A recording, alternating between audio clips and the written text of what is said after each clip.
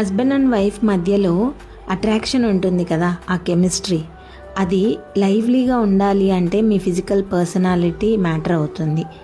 Love చాలా ఇంపార్టెంటే, కానీ ఆ లవ్ నిలబడాలి అంటే అట్రాక్షన్ చాలా అవసరం. అట్రాక్షన్ ఓన్లీ వెడ్డింగ్ డే రోజు మాత్రమే కాదు, లైఫ్ లాంగ్ ఉండాలి. వెడ్డింగ్ డే అంటే గుర్తొచ్చింది, ఒకసారి మీ వెడ్డింగ్ ఆల్బమ్ని తీసి చూడండి. అప్పుడు మీరు ఎలా ఉన్నారు, ఇప్పుడు ఎలా ఉన్నారు. అక్కడ మీ పక్కన ఉన్న కజిన్స్ కానీ మీ రిలేటివ్స్ ఫొటోస్ కూడా చూడండి. వాళ్ళు 90% ఆఫ్ ద పీపుల్ చాలా చేంజ్ అయ్యి ఉంటారు.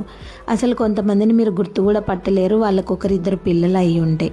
సో అప్పుడున్న ఫిజికల్ పర్సనాలిటీ ఎలా ఉంది, ఇప్పుడు ఎలా ఉంది, అప్పటి గ్లోయింగ్ ఎలా ఉంది, ఇప్పుడు గ్లోయింగ్ ఎలా ఉంది అనేది ఒకసారి మీరు అబ్జర్వ్ చేయండి.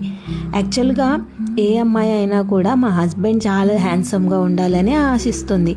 అలానే హస్బెండ్ కూడా మా వైఫ్ అట్రాక్టివ్గా ఉండాలనే కోరుకుంటారు. బయటకు చెప్తుండకపోవచ్చు, మీ మీద రెస్పెక్ట్ ఉండొచ్చు, కేర్ ఉండొచ్చు, కానీ ఆ అట్రాక్టివ్ ఫీలింగ్ అనేది ఇయర్స్ గడిచే కొద్దీ తగ్గిపోతూ వస్తూ ఉంటుంది.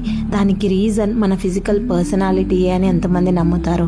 ఇఫ్ ఇన్ కేస్ మీకు పిల్లలు ఉంటే మీ పిల్లలు మిమ్మల్ని స్కూల్కి రావద్దు అని ఇన్సల్ట్గా ఫీల్ అవుతుందని చెప్తూ ఉంటే అది మీ ఫిజికల్ పర్సనాలిటీ వల్లనే అని గుర్తించండి.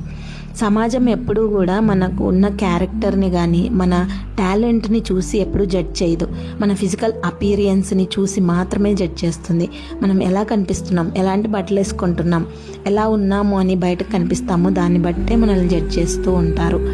మీకున్న టాలెంట్కి, మీకున్న మంచి గుణగణాలకి ఒక మంచి ఫిజిక్ని యాడ్ చేయండి, మీ బాడీ ట్రాన్స్ఫర్మేషన్ని యాడ్ చేయండి. అప్పుడు చూడండి మీరు సొసైటీలో మీకు వచ్చే రికగ్నిషన్ వేరే లెవెల్ ఉంటుంది.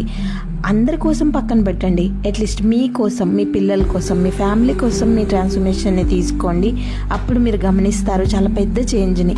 అనుకుంటున్నాను కానీ అవ్వడం లేదు అని మీరు కన్ఫ్యూజ్ అవుతూ ఉంటే DM చేయండి స్టార్ట్ అని. I will guide you from today.